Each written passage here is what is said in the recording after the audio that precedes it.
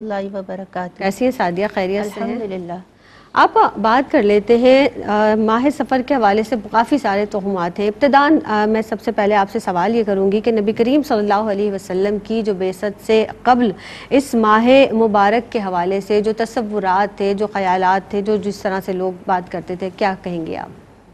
شکریہ زینب۔ بسم اللہ الرحمن الرحیم۔ سورہ توبہ میں اللہ رب العزت نے ارشاد فرمایا کہ جب سے زمین و آسمان کی تخلیق ہوئی 12 مہینے مقرر کیے گئے، جن میں سے 4 مہینے حرمت والے ہیں۔ منہا اربعۃ حرم، 4 مہینے یہ کون سے تھے؟ ذیقعدہ، ذی الحج، محرم اور رجب کا مہینہ۔ رجب، صحیح۔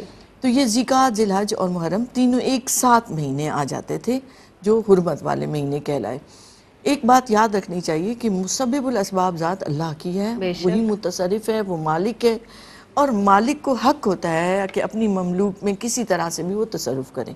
تو ہمارا تو ایمانیات کا حصہ ہے، والقدر خیری و شری من اللہ تعالی۔ بے شک۔ تو اللہ رب العزت نے جن کو تخلیق کیا ہے ان میں سے کسی کے لیے بھی یہ لفظ استعمال کرنا منحوس کا ممنوع ہے۔ شریعت نے اسے سختی سے منع کیا ہے۔ نہ کوئی دن، نہ کوئی مہینہ، نہ کوئی وقت، نہ کوئی فرد منحوس نہیں ہو سکتا، کیونکہ اللہ نے اسے تخلیق کیا ہے۔ ہاں، ہمارے جو گناہ ہیں، ہماری جو بدعمالیاں ہیں، ان کی وجہ سے بے برکتیاں آ جاتی ہیں۔ جیسے سورہ یاسین میں بھی ایک جگہ ارشاد ہوتا ہے قالوا انا تطیرنا بکم، وہ کیا ہے؟ وہ 2 اللہ نے انبیاء کو بھیجا تو انہوں نے کہا کہ ان کی وجہ سے نحوست آ گئی۔ تو اگلی آیت مبارکہ میں آیا قالوا طائرکم معکم، تمہاری نحوست تمہارے اپنے ساتھ ہے، تمہاری اپنی بدعمالیوں کے سبب سے۔ تو ایک خیال دیا گیا کہ انطاکیہ کی اس بستی کے باشندے یہ کہتے تھے، تو یہی حال عربوں کی بھی جاہلیت کے زمانے میں تھا، تو وہ اس لفظ کو استعمال کرتے تھے، منحوس کے لفظ کو۔ اور اب صورتحال یوں سامنے نظر آتی ہے، جو تصویر دیکھتے ہیں کہ 2 نظریات پائے جاتے تھے ان میں۔ ایک یہ کہ وہ سفر کے مہینوں کو بلاؤں اور مصیبتوں کے اترنے کا مہینہ کہتے تھے۔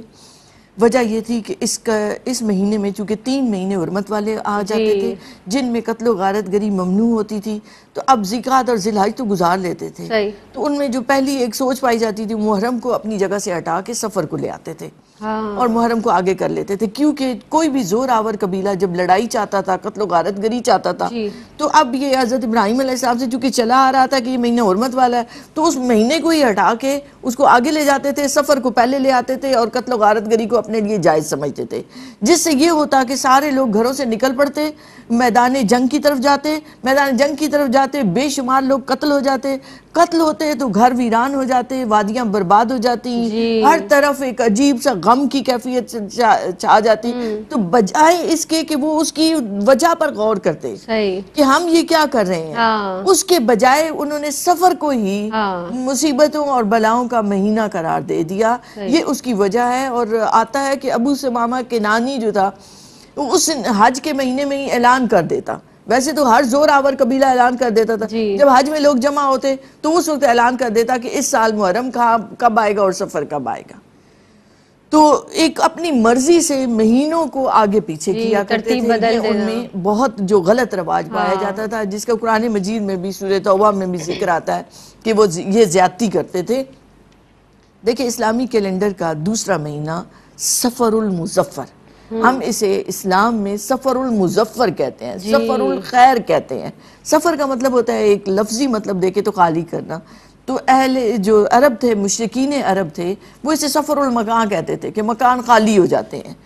تو وہ وجہ میں نے بتائی کہ وہ اس طرح سے چونکہ قتل و غارت گری کرتے تھے، اس وجہ سے اس کو سفر المکان کہتے تھے کہ مکان خالی ہو جاتے ہیں۔ لیکن اسلام میں اس کو کامیابی کا مہینہ سفر المظفر کہا گیا ہے۔ تو اس سے یہ بات سمجھ میں آ جاتی ہے کہ اس میں کوئی نحوست نہیں پائی جاتی، یہ اللہ کے بنائے ہوئے مہینوں میں سے ایک مہینہ ہے۔ اور دوسرا وہ یہ کام کرتے تھے کہ اس میں کوئی بھی خیر کا کام نہیں کرتے تھے، سفر پر جانا ہے یا شادی بیاہ کرنی ہے یا کاروبار شروع کرنا ہے تو وہ ایسا کوئی کام اس مہینے میں نہیں کرتے تھے، کیونکہ انہوں نے اس کو وجہ بنا لیا تھا کہ اس میں بلائیں اترتی ہیں، مصائب اترتے ہیں، تو اس وجہ کی بنا پر وہ پھر اسے نہیں استعمال نہیں کرتے تھے اس مہینے میں کوئی بھی ایسا کام جس کی اسلام نے سختی سے ممانعت کی ہے۔